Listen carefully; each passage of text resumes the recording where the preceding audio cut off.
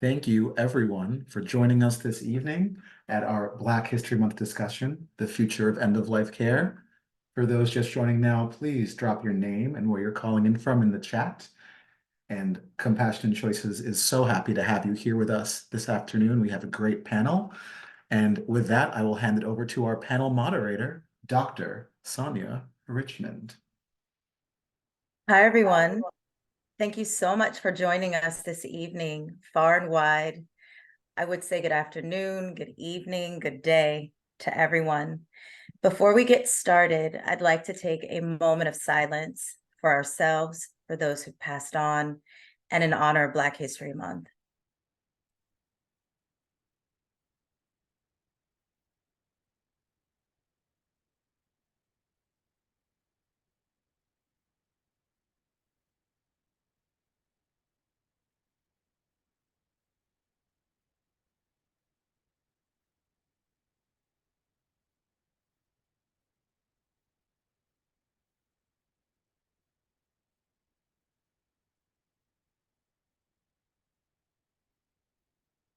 Thank you.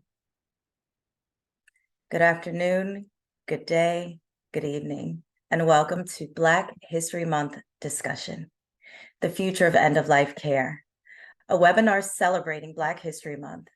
And I am Dr. Sonja Richmond. I serve as one of the National Medical Directors for Compassion and Choices, the nation's oldest and largest nonprofit dedicated to improving care, expanding options, and empowering everyone to chart their end-of-life journey. Doctors for Dignity is a community of physicians who work together to advance Compassion and Choices goals. I am an internist and hospice medical director and have cared for terminally ill patients in the Washington, D.C. area for nearly 2 decades. I am honored to be here with you today with 3 of my wonderful, wonderful soon-to-be physicians, Dr. Caylon Pettis, Dr. DeMonte Farley, and Dr. Sydney Reed. Thank you. Welcome, our future doctors. We made it. We made it.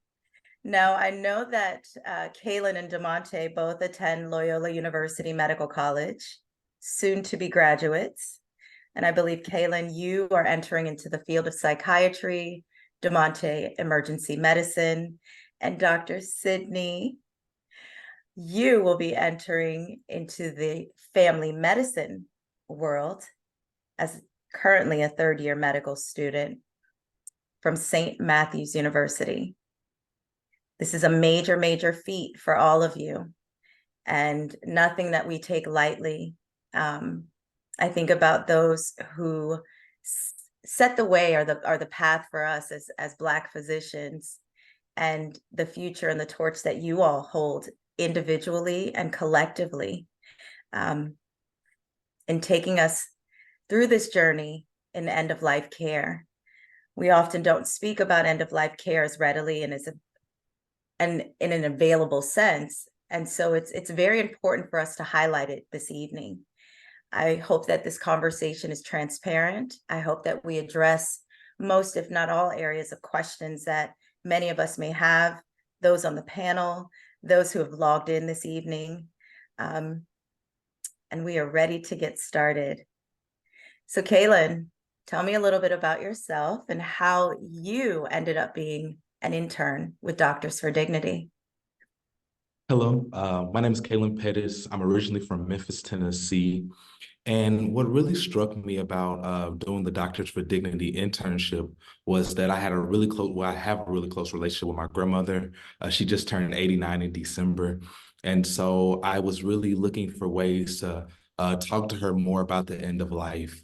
I realized that a lot of those conversations were really hard, and a lot of my family members were really afraid to talk about it. Anytime she would kind of bring that up, everyone would just shy away, like, oh no, grandmother, you're going to live forever and everything like that.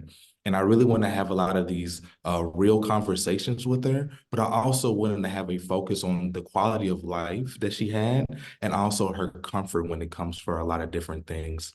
And so I kind of enrolled into this internship, just really trying to learn more about these things. But I never guessed that I would really become really invested in end-of-life care and having these conversations. So I'm really excited to be here and talk about my journey as well. Wonderful, wonderful. And Demonte, what led you to enroll in this internship, Doctors for Dignity?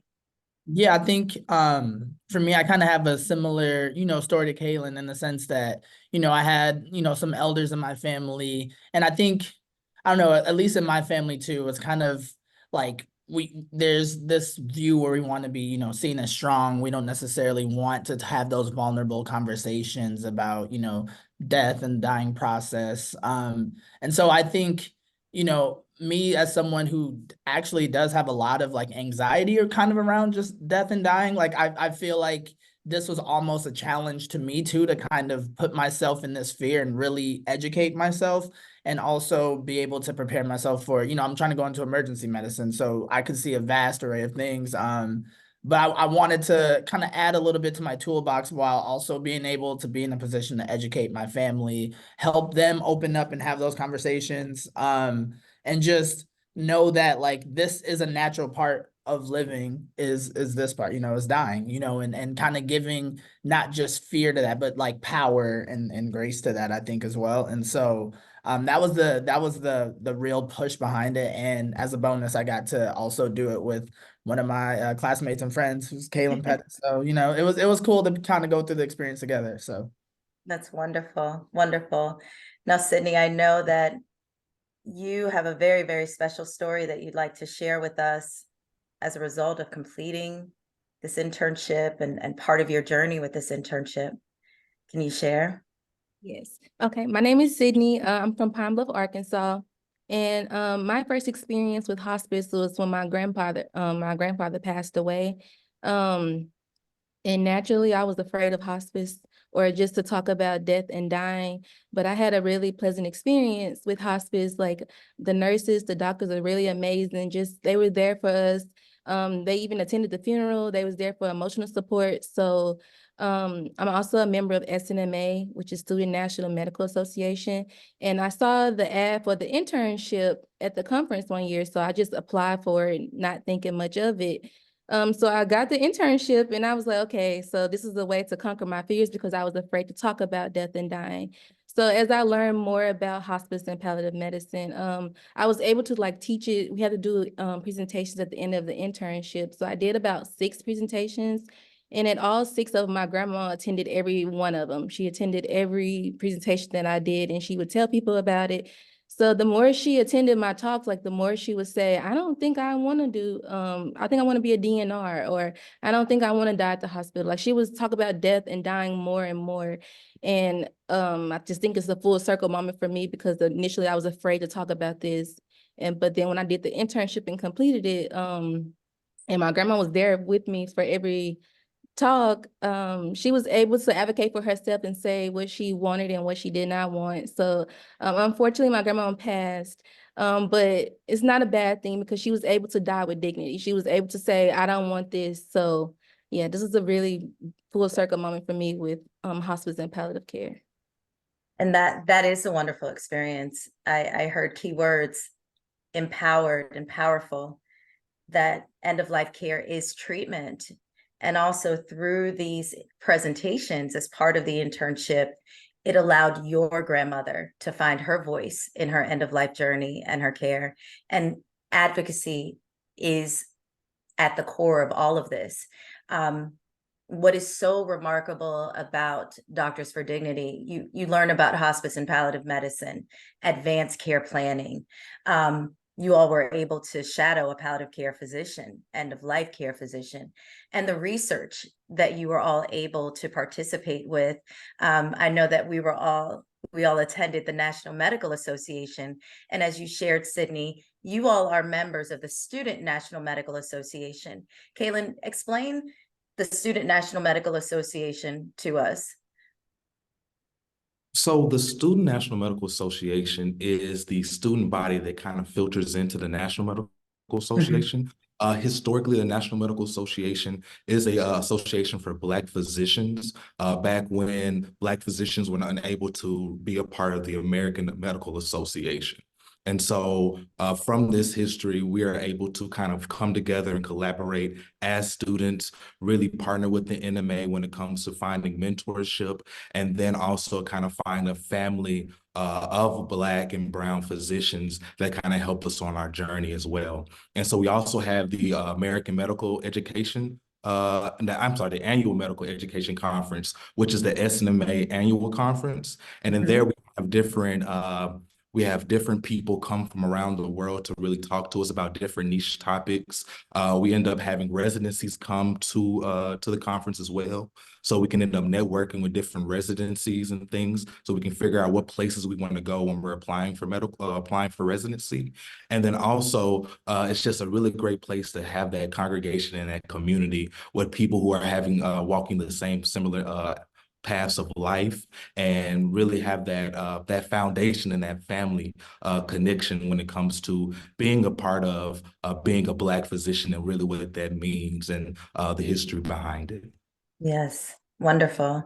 And DeMonte, as Caylon shared, the Student National Medical Association filters into the National Medical Association, and that's where you all were able to carry out your survey with Doctors for Dignity. Explain a little bit more, give some details around that survey that you all carried out at that conference prior to, during, and even after.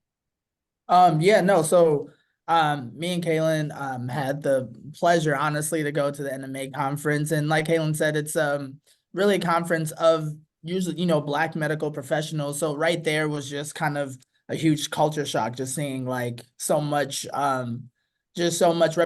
representation in the room, and we got to basically survey attending physicians about their comfortability with hospice or advanced life care planning. Also just like how familiar they were and how many times like they actually counseled patients on them themselves, how many times they referred their own patients to hospice, and then any like barriers or difficulties they would have when they're like interviewing their patients when we're talking about these hard topics, honestly. And so what we were able to do, we got over 100 plus, almost 200 like responses from different physicians at the conference, from various specialties, from family medicine. We had some in OBGYN, we had other ones in pediatrics even. And just talking to them about their comfortability, and we found some good things. A lot of the results were kind of spread across the board in terms of,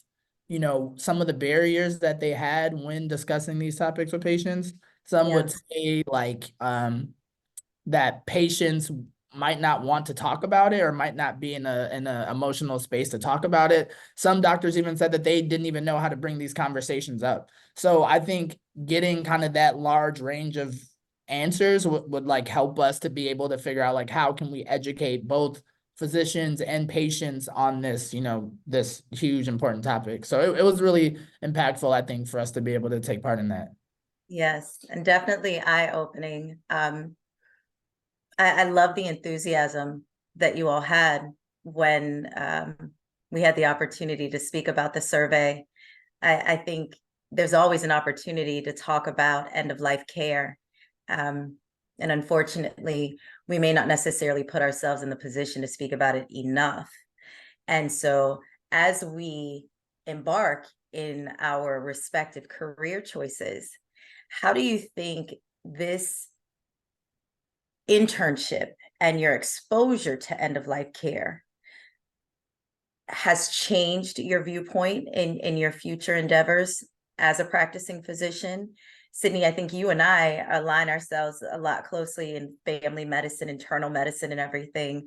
And Caylon, with psychiatry, and DeMonte, ER. So there's so many dynamics involved here, and having spoken with and seen physicians from all walks of life at the National Medical Association conference, some not being exposed to it, some having some exposure to end-of-life care. How will you all take that in your residency and in your practices, Sydney? That's a good question. I think you just have to keep talking about it. Like when you Yeah. bring it originally, people gonna shy away from it and not want to talk about it. I know a lot of people believe there's life and death in the power of the tongue, so they think talking about death like you speaking into existence. But my grandma used to use the quote that you prepare for war in a time of peace. So that just means you need to prepare for like what's coming. Like you're not gonna always be healthy. Like like I think that was Caylon said earlier that we all have to die at some point. So you need to start thinking about in advance on like what would you want? Like how do you want to pass away or in terms of that? So when you bring it up to your patients, of course they're gonna like, oh, I don't want to talk about this, but you have to keep talking about it and keep bringing it up and eventually they'll come around to it. Agreed. Agreed. Caylon? I just want to jump on what Sydney was talking about. I think it's just opening up that conversation. Mhm. I think a lot of times people are more willing to talk about it than we really believe and we really know because it's a process and it's something that they're already thinking about already internally. And so That's when you're sitting there and you're like, hey, how do you really want to pass away? Do you want to pass away at home? Do you want to pass away in a hospital? And you start really talking about a lot of different things. You start really opening up. Two, I think that you have to humanize people. I think that once you realize and you start listening to their experiences and really create those relationships with those people, I think you start understanding who they were as humans. And then after you do that, you end up looking at what do they want to do to increase the quality of life that they still have. Do they want to end up being around their grandchildren or their children? How their family kind of goes and inputs into a lot of these different things. And once you just start opening up that conversation and just really listening, because you really have to listen in a lot of these conversations, because you have to understand who these people are, and then what are their goals? What are their life aspirations, especially at this point? And so I think just being able to have a listening ear, understand, and kind of just opening up that space. I think that a lot of people really want to have those conversations, but they feel like they'll become a burden on other people when they talk about these things because they feel a lot of the, I guess, contempt, if you will, when it comes to the death and dying process. A lot of the pain that kind of comes from that separation when it comes from people passing. And so you just kind of have to open up that conversation for them, kind of like what Sydney said. right. Do you think, DeMonte, that the healthcare field as a whole is apprehensive about having these conversations in the Black community?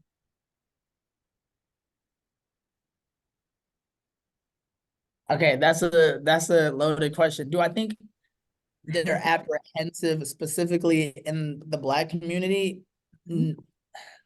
I can't 100% say that. I think just overall apprehensiveness may be the best answer. Like I know even for me and some, I think a lot of what we've been talking about is kind of giving power and giving like normalcy to the death and dying process. So it's like if me as a provider, I just feel awkward of bringing it up to my patient because I don't want to freak them out or scare them or, like, oh, how do you want to die? Or like, do you have an advance directive? I think that could be off-putting to patients, especially if they're just coming in for a checkup. They're gonna be like, why are you asking me about that? And so I think there's a mixture between that and then also, again, like I think Sydney had said previously that there sometimes is this belief, and I think so also in my family too, where it's like we don't want to like wish ill will on ourselves. So if we say like, oh, like wish any sickness or death on ourselves, it's like there's power in what you speak. And so, I think there's some belief that we say that and it's gonna come to fruition. Well, I mean, we all ultimately are gonna die. So it's, of course it's gonna come to fruition, but there's a way we can take hold of that and take power of that. So I wouldn't say that there's apprehension. I think maybe they, go off of patient attitudes as well of not necessarily wanting to speak about that. And it's like, if you already have an existing patient relationship with this person, it's like, okay, they may not be up for this conversation today. So I'll just push it past. We'll talk about it later. And sometimes you don't get that opportunity to have the later conversation. And that's what we see in these disparities, especially in like Black and brown communities. So True. And can I Very just jump in really quickly on that, just based off our absolutely. survey results? So we surveyed physicians about what they believe the barriers to having these conversations. Right. Biggest barriers were the lack of time when it comes to the robustness of trying to get through all of these different patients and having huge patients loads.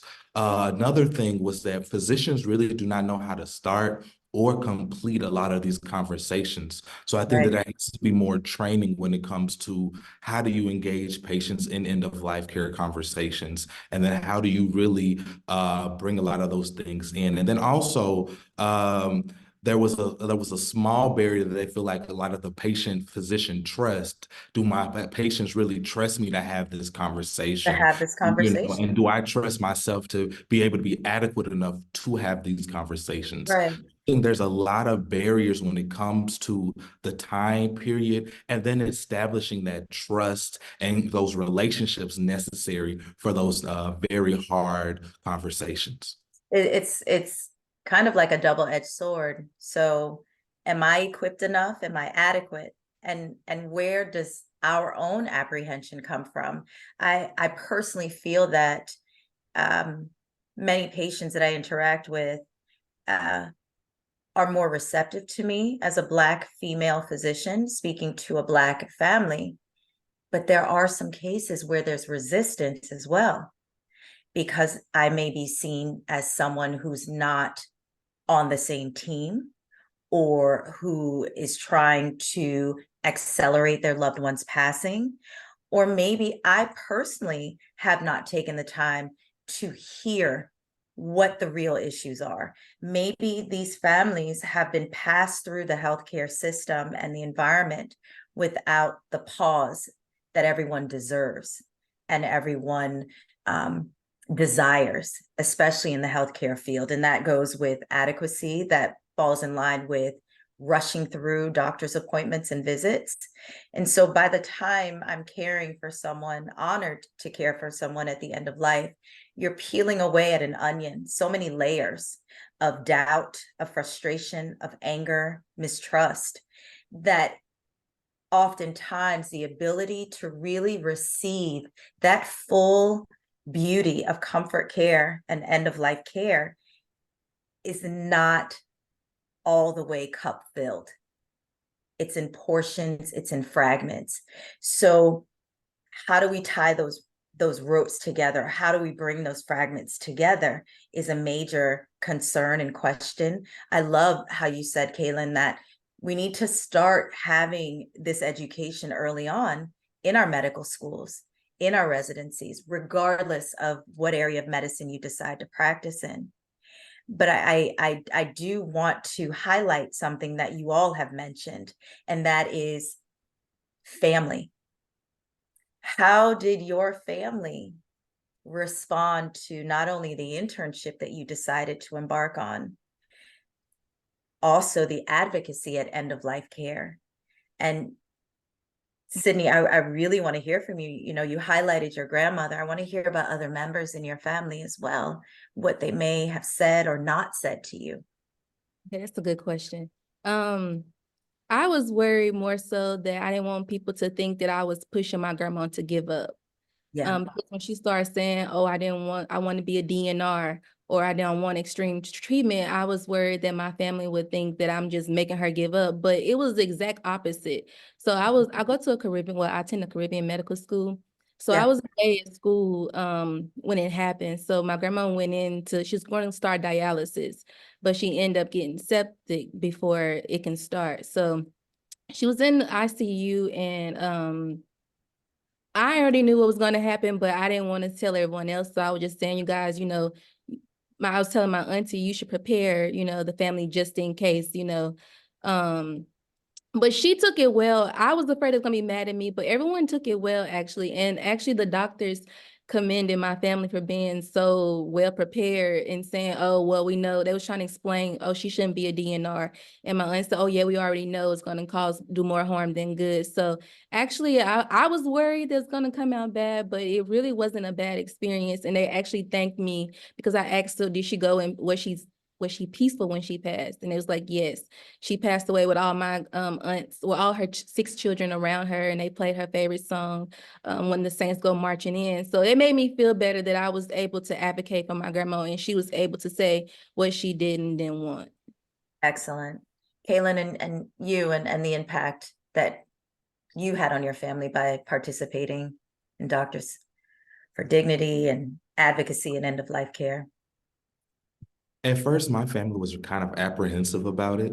And so they kind of like what Sydney was saying, that they didn't want to feel like, oh, you're giving up on life, you know what I mean? And so it really took a lot of conversations. What I've realized is that I just had to have a positive and negative, or benefit and what's the word for it? A cost benefit like analysis when it came to a lot of these different things. So I'm like, okay, what is the benefit of doing CPR at this time period? And what are the negatives to doing CPR in this time period? So what are we really helping? Are we going to bring our grandmother back, but she's living a worse quality of life than she was living before she had these events? I said, what are we really doing? What are we looking for? Are we just looking for her to have, you know, a little bit extra time, but have a more painful time? Or are we looking for actually being able to get the most out of this time, to be able to really enjoy our grandmother as we remember her and as we love her, you know? And so it took some time to really have these conversations. It took a lot of sitting down, a lot of getting yelled at a little bit, because like, oh, you're just quitting on her, or you just want her to pass. And when me and my grandmother are like very, very close. And so that was definitely not the case. But having those conversations with my grandmother first about what does you really want when it comes to a lot of these different things. How do you want that process to go? Who do you want around you in that process? And then being able to take those messages and convey it to my family and say, hey, my grandmother wants this when she's going to pass, or my grandmother wants, she doesn't want to be resuscitated, or this is a conversation that she wants to think about having. And what is allowed us to have is kind of a plan for the worst, you know? And I think that that is a lot more beneficial than when you're just thrusted into a lot of these different things, and then a lot of the emotions kind of flare, and then you stop thinking about what's in the greatest benefit of the person that is passing, but you think about your relationship with that person and how you don't want them to pass. And I think that it's really tricky because all of those emotions come from a good place. It comes from the relationship that you built for over those years, but you have to figure out what is the best form of action that you have to take in this scenario. Demonte.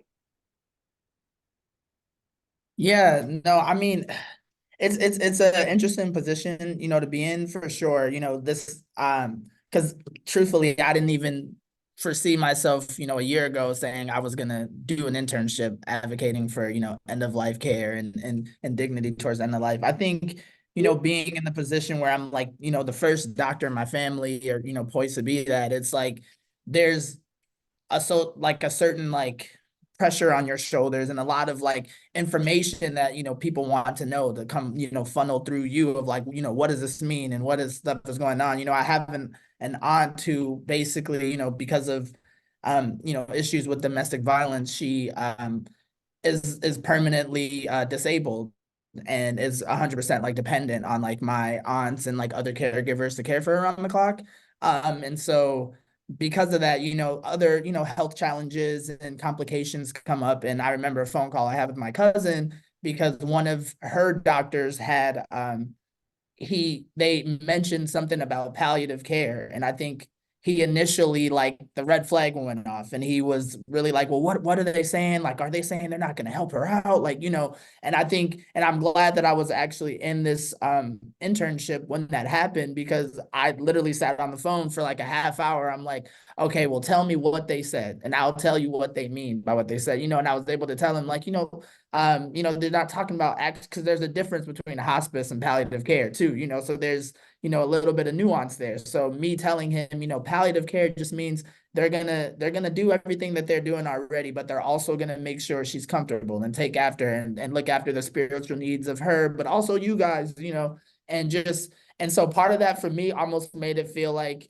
I was rooting for the enemy in the sense, because it was like, because I think the initial reaction was like, oh, this is bad news. And then now I'm sitting here kind of preaching the bad news until I basically was like, no, and reframed it to like, this is really what they're trying to say. And so I think, I don't think it was initial like, oh, you're the enemy, but it was more like, okay, like help us make sense of like all of this stuff that's kind of going on now. So I was happy to be able to be in that position to be able to kind of field those questions and steer the conversation. So I want to add one thing to what Demonte just said. Absolutely. Palliative Absolutely. care, when you had to explain like what it was and what they were actually saying. Arkansas just recent, well, I won't say it's recent, but my grandma switched insurances before she passed, and they offered her palliative care.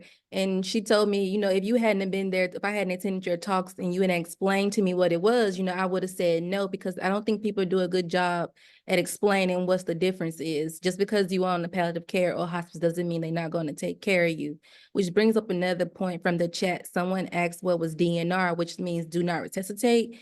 And I had to explain to my family, just because my grandma was saying she wants to be, not want to be a DNR, doesn't mean that the hospital not going to take care of her. That just means like if her heart was to stop, they wouldn't bring her back, but they're still going to treat her like to take care of what's going on now. And it doesn't mean they're going to give up on you totally. So I just wanted to clarify that when someone asked not to be DNR, it's not saying that the hospital or the doctor's not going to care for you. You can still get your medicines. You can still be treated appropriately. It's just if your heart was to stop, you wouldn't be brought back.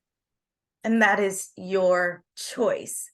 And I think if we are all having this conversation included in our friends who are on the webinar chat, think about the questions that are in the minds or in the heads of those who don't have a healthcare background or who don't have access to family members who are in healthcare. So when you hear all the acronyms of DNR and DNI and DNH and, full resuscitation, and do you want to engage in dialysis treatment? Do you want ventilatory support? It requires so much more love and patience and kindness, and being able to navigate through an already complicated and compounded healthcare system. And so we look for ways and avenues that we can get in, and we look for ways and avenues that we can express our advocacy. And this leads me to my next question. How many of us grew up attending church or in the church? I know I did. And, and it was structured in a way that you walk away from it understanding your foundation. But once you have been exposed to end of life care and death with dignity and doctors for dignity and advocacy and end of life care, how many of us saw that maybe in some aspects, religion does play a major role in the Black community and the inability to impart information about end of life care? What do you think about that, Mr. Caylon? I want to touch this. I think that it is the combination of liberation theology and the intricate history of African Americans, the resilience that they've had to face, to where they don't believe in giving up, and they feel like when they give up, they lose. And I think that you have to have an understanding of that history and that culture and why people believe the things that they do, to be able to bring all of these things together. I think a lot of times people think that these two things are totally different things, but they're not. We can always continue to pray. We can continue to believe the best. We can continue to do a lot of these different things when it comes to involving clergy, when it comes to these decisions. We can all continue to do these things in end of life. However, putting in pathways for people to be comfortable at these last times or making the most of these time periods is not it's not antagonistic to that at all. And I think that's when you have to have those conversations when it comes to these things, because people are already thinking about it. You know, we all think about our death at times. People are already thinking about how they want to go on to be with the Lord, you know? And so when you have that framework and you're like, okay, let's go and we can pray, we can read our Bibles and we can talk about and have Bible study while these things are happening. We can continue to fight the good fight of faith with these things. However, we can put these structures in place so that you're not fighting the good fight of faith and having useless, or I wouldn't say useless, but having unnecessary pain during these things. Mhm. You know, and I think when you think about the quality of life and you think about the life of Jesus as being a healer and being all of these different things that he was to the people within the Bible, in the biblical context, you realize that he wasn't putting people in pain. You know, Right. he was trying to heal them and lead them to deliverance and things like that. So we should take that same framework even when it comes to the cyclical nature of life, to where we're not trying to put you in pain. We're not saying that your story ends here. All we're doing is making you comfortable so you can continue to fight, continue to believe, and continue to do the things that you believe in. Because I think there's no disconnect between it. However, kind of like what DeMonte and Sydney have been talking about, you have to be able to translate that so people will be able to understand, because a lot of times we don't translate that in a way as physicians to where our patients understand where we're coming from and they feel like we're giving up on them, and that's not the case. And so I think it comes back to communication, come back to building those relationships, and comes back to the understanding of it's a circular, full picture thing. I just want to add one thing to what you just said, Caylon, when you said translated. I think it's also a cultural difference. In Arkansas, I live in a rural area. It's not that many Black physicians. So when you have someone coming in that doesn't look like you, asking you, oh, how do you want to die? You're going to already assume they're trying to kill you. So I think that's why I love SNMA also, because they are adamant of getting more Black physicians and putting them in areas like this. I think you can't change the narrative of end-of-life care if you have more people that look like you. Dr. Richmond, you said when you bring it up to your patients, you know, they're more receptive. And I think it's because they trust you and they look like you. So I think that's also a thing that we have to address in healthcare, is having more physicians that look like you that can communicate those things so you can understand better. And be relatable in many cases, with our background of the church, with our background of sitting at the dinner table and hearing conversations, hearing about misconceptions and being that voice to overcome a lot of those misconceptions. I think, Caylon, what I wanted to share with you is that sometimes I feel as though those of us who definitely have a strong religious background and a hold on religion sometimes may feel that they have to choose between one or the other, when what I'm hearing from you is that it can be a symbiotic relationship, a cohesive relationship, where you can still honor the things that you honor, and we as the clinicians can still work to give you that peace and that safety and the pain relief that you desire and deserve. DeMonte, did you want to share? No, I just, wanted to say a couple of words on the part of just like, representation too, because I think that's huge. I was on my surgery rotation during the time that I was on this, during, actively doing the internship as well. And there was a patient who was on the ventilator for over a year, actually, at the VA, and had what the doctors and the surgeons were saying, or the team, they were just saying like no cognitive functioning that they were able to elicit. And so, but in his will, or in his advanced directive, he had actually named a person who was his long-term partner, who was present there almost every single day, who basically was kind of fighting back and forth with the physicians as to like, I'm not going to change my mind. I'm not really able or want to engage in conversations about kind of what to do next. He's like, what do you mean what do next? Like if he has an infection, treat it. Like are you guys asking me, am I going to give up on him, or do you want me to pull the plug on him? Like, no. And I think, being in the room for that conversation was impactful. But I think after the physicians left, and it was a, all white physician team, I actually felt empowered to step outside and talk with the woman. She was a Black lady, and I was just talking with her about, asking her about her long-term partner. They had recently gotten divorced, but still stayed together. And she was just like telling me about him and all the things that he loved. And, she sits there and reads him stories. And sometimes she sees him blink. So like, I feel like just being able to reconceptualize some of these things and understanding, I think, where the patient is coming from instead of kind of pushing our own medical prerogative is also very important. And I think, no patient wants to feel like they're unheard. And once that happens, that's when the combativeness happens. That's when the distrust happens, And so, and she also mentioned the fact that she was a very spiritual person. She believed that God's will was going to be done. And so she's like, I'm not going to make a decision that God ultimately has a decision over. And I think there was room in there to be able to talk to her, kind of like what Caylon was saying about, there's a symbiotic relationship in that, like, hearing the medical framework and then also understanding that you're not giving up on your religion or your beliefs based on you acting in a proactive manner. So I don't know, that just made me think of that. Yeah, And I just want to add one more thing to that.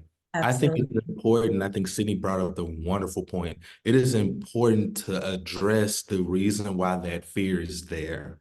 And I feel like that's always an elephant in the room when it comes to a lot of times where African Americans were harmed by the healthcare system. Right. There's a reason why people are afraid to go to the hospital, or afraid to go to the doctor, and afraid to really put their lives in the healthcare hands a lot of times until it's a lot of times too late. And I think that we have to address that face forward. You can't really shy away from that, because when you shy away from those things, it builds more distrust when it comes to the physician and patient relationship. Right. And, I was reading about Dr. J. Marion Sims, um, literally like a world-renowned physician who was honored for coming up with certain surgical procedures and surgical devices. But unfortunately, his test subjects were enslaved women, Black enslaved women. And they didn't have the dignity or have the right to choose or have the right to refuse. And so the line is so long, and the history is so long in regards to dignity and being Black, and also in healthcare. And so remembering that, but also knowing that we've progressed so far and so much, and we are sitting at the table, and there are people from all walks of life who want everyone to succeed. And when we align ourselves with each other in that manner, we look beyond our color, and we try to heal those old wounds so that we can strive and move forward for that unified message. As you all say, it's cyclical. We will all pass in some way, shape, or form, or in some capacity.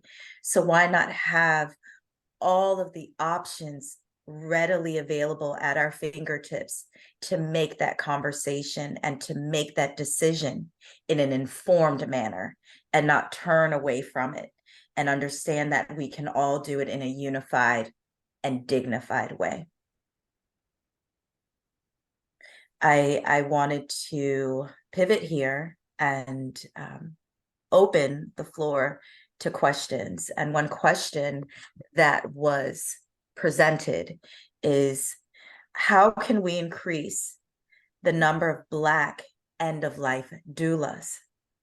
What type of outreach is needed? I have been honored to work alongside a death doula and participate in the Death Cafe. And a death doula is an angel, is someone, and it's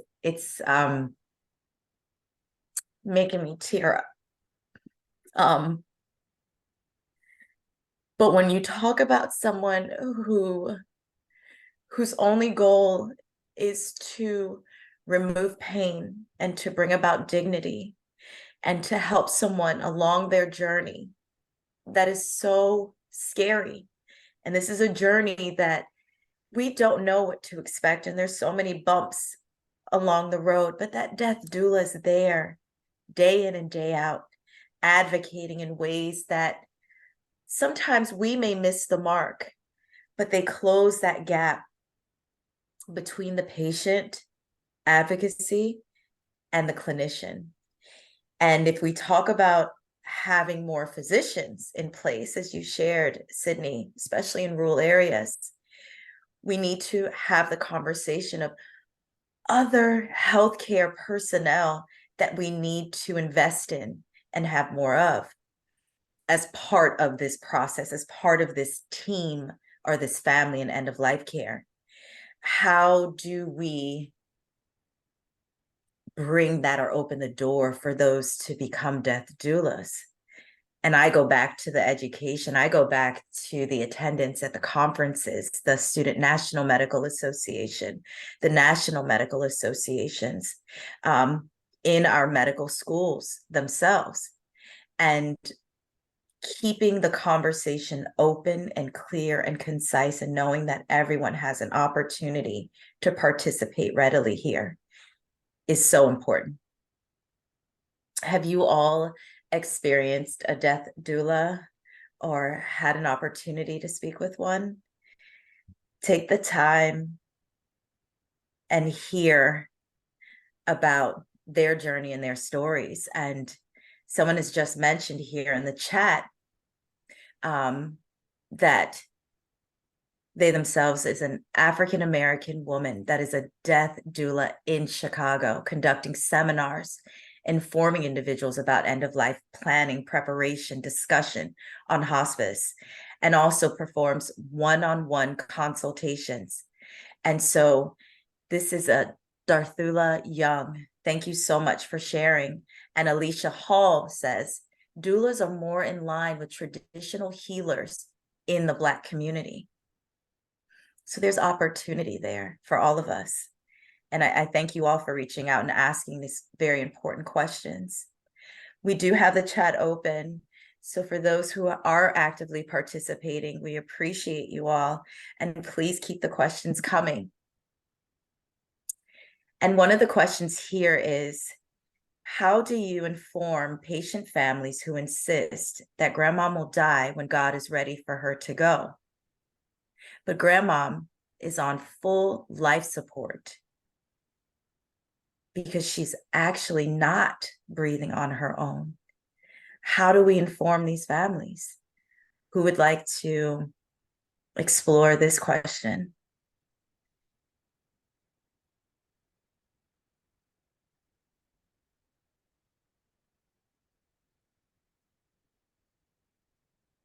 I mean, I don't know, every step of the process, but the story that I was sharing earlier, when we did have a patient that was essentially, like he was on ventilator support. He had a G tube and, was basically getting artificial feeds, and, the power of attorney was essentially, going back and forth with the team, because to her there was meaningful interaction that was happening, in terms of maybe sometimes he would blink when, or like he would flutter his eyes when like someone would come into the room, or move when they were talking on the phone, on speakerphone. And I think the way that these conversations happen is really, it's a delicate one, but it's a lot where the team has to kind of ascertain from the power of attorney, like, who is Mary, or who is Joseph? Like, what type of person are they? Like, what do you know them as? And kind of getting from them, like, understanding a picture of, like, they love to go on walks, and they really love their family, and they love this, and kind of understanding at a baseline level, like, what that person is, and then also, or who that person is, and then also kind of informing them on top of that, what's happening from the medical side that could be taking away that quality of that person's life, of who that person is, because of these things that are going on, because they're on the ventilator, because they may have a G tube and not able to eat themselves, or they're not able to ambulate. Are you sure that their level or their life now is something that's fulfilling to them? Right. I think that's something that we have to, be mindful of, is like, we want our loved ones here. We want to be surrounded by them because we love them, and we don't want them to think that we're giving up on them, but also it's about making sure that we all have goals and things that we love and care for out of life. And if you think about it, it's like, at what point are you going to think, like, not that it's not worth living, but you're not getting the quality of life that you want? Quality, yes, and I agree, the quality. And so many people have provided us with additional answers in the chat, and I just wanted to go over them. And Dixie Bosley, a very personal friend of mine and someone that is dear to my heart, shared that this was always the biggest challenge for her as a hospice nurse, and trying to be culturally sensitive and respectful of religious beliefs. Dixie Bosley is the person who asked the question about how can we articulate and actually share that your loved one is actually not alive. These are machines, these are by artificial means. And Alicia Hall went on to say, we can ask the family if the patient would want to have a natural passing, and how would that look? And Tina Jansen shared, maybe start by exploring what death means to them and how medicine may interact with those natural ways of passing away. And as part of the hospice interdisciplinary team, you have the chaplain services. And so there is no hierarchy when it comes to our hospice interdisciplinary team. And so the chaplain can take the lead at this point and discuss, what does life and death look like for you and your family and loved ones? And are we holding on to this family member for our own benefit and not necessarily their own? So this is something that we will constantly explore, honoring, advocating, loving, and first and foremost, dignity is what is at the helm of all of this. A few more mentions here, and I apologize to anyone if I'm not getting to the questions soon enough.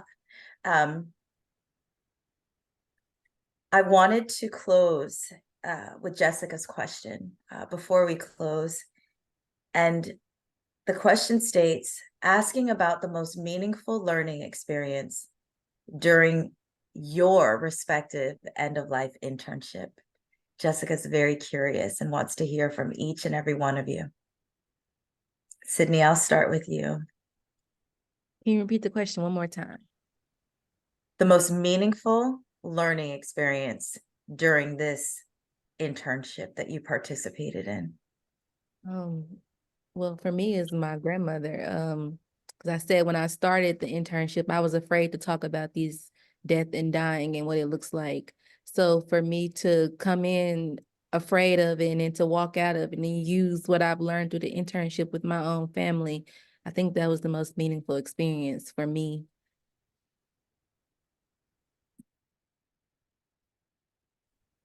I would say for me, like, because part of our internship is when we get to go out and actually educate the community, about what we've learned so far. And for me, I think being able to go back to, a community group that I actually used to go to before starting medical school, And a lot of the individuals that attend the group are like elders of the community that have done a lot of social justice work and things of that nature. But me and Caylon had the opportunity to go back and actually give a presentation to them. And what originally was supposed to just be like, okay, guys, like you'll take a little bit of our meeting time and give your presentation, they gave us the platform. They flipped the whole agenda and they actually made their whole meeting that day about just end of life care and palliative care, hospice, and asking us questions. And I think a lot of the responses we got from them was, this was a conversation I've wanted to have, or I've been thinking about filling out an advance directive, or someone said this to me a while ago and I just never have followed up on that. So I really, just appreciate you guys coming and saying that. I think it was just really impactful of being of service, I guess, to my community and being able to be in that position to provide that education. And so I don't know, that was a really, I think, big moment for me in this internship. That's wonderful. And Caylon. My big moment happened in my ICU rotation.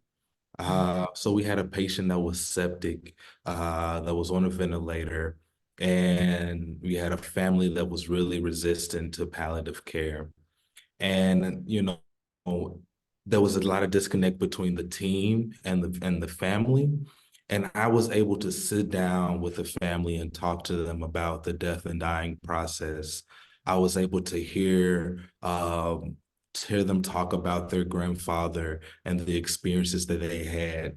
I was able to employ a chaplain when it came to talk about their spirituality when it came to that, and be able to really use our whole team and all our resources when it came to talking about this process.